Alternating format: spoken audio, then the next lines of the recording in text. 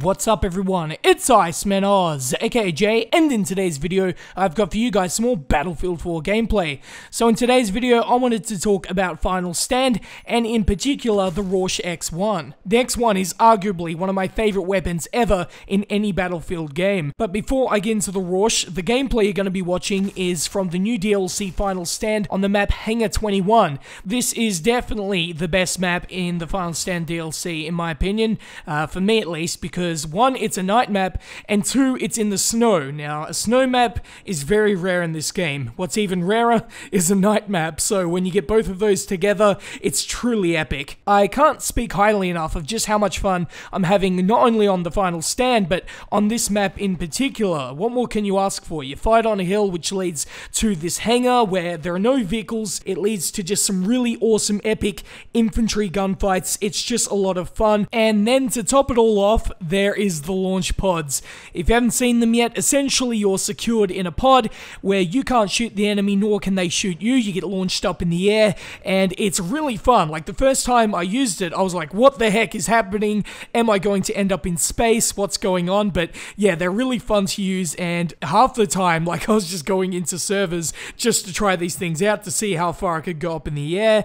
It is really cool, and you can actually kill people with them. You can actually roadkill them, so if you want to go troll some people, that's the best way to do it. By the way, I'll tell you something I find interesting. When I look at this map and this DLC in general, the pods, the MKV, the railgun, these are just some examples of what I think we'll see in future Battlefield games, and FPS in general. I feel like the modern military shooter era is coming to its close, and we're going into a more futuristic era. Now, whether that's a good thing, I don't know, but if you're going to have things like railguns and launch pods, I'm all for it. And something that is a part of that future is the subject of today's video, which is the Rorsch X1 railgun. In terms of usage, this has got to be one of the most fun weapons I've ever used in any game, really. To put it this way, you're playing a game where you have a Ferrari and the rest of the cars around you in the race are driving Mini Coopers. This is the equivalent of it.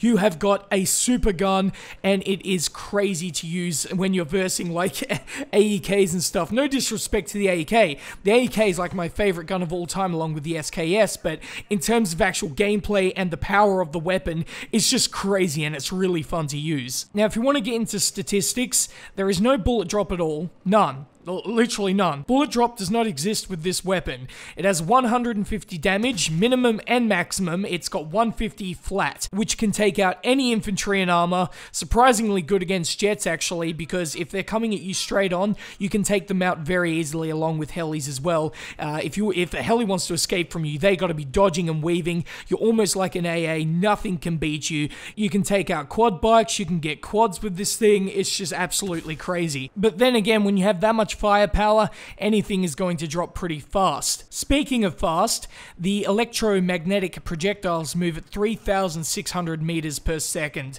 So if you aim on something, no matter what the distance, it's going to hit 3,600 meters per second. If you aim on something that's literally 2,000, 3,000 meters away, you do not have to anticipate bullet drop. It's going to hit straight on. It's definitely fair to say that it hits hard and fast.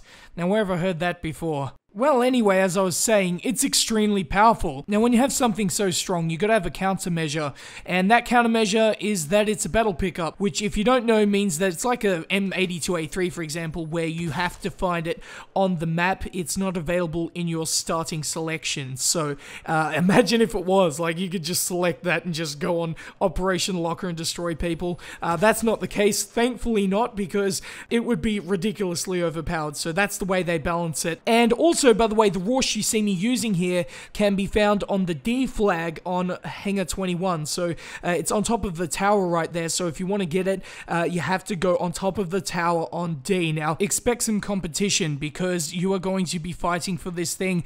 When the match starts, normally there'll be a guy who jumps out of the jet or the heli to get on top of this tower to take it. So you'll probably be fighting 8 guys to get access of this thing. So another thing you should keep note of is that while you're you're using the weapon itself, it has a 1.5 to 2 second delay before shooting, so you'll find yourself re-aiming a lot of the time on moving targets. So with all this said, I'm a huge fan of the railgun. It's a party piece that's a nice change of pace, and overall, that's the thinking I have in terms of this DLC. It's a nice change of pace, albeit very late, but I'm glad it's now here. The game is fixed and it's really fun now. In terms of the DLC overall, there are some glitches where you run into invisible walls and textures are off, but the game actually works. That's the first time I've been able to say that about Battlefield 4 since its release. Two more things before I end the video. The first is that I'm bringing back my mailbox series, so if you want to be a part of that, leave me questions in the comments section below and you could be on the return episode. The second is that I'll have all the stats for the railgun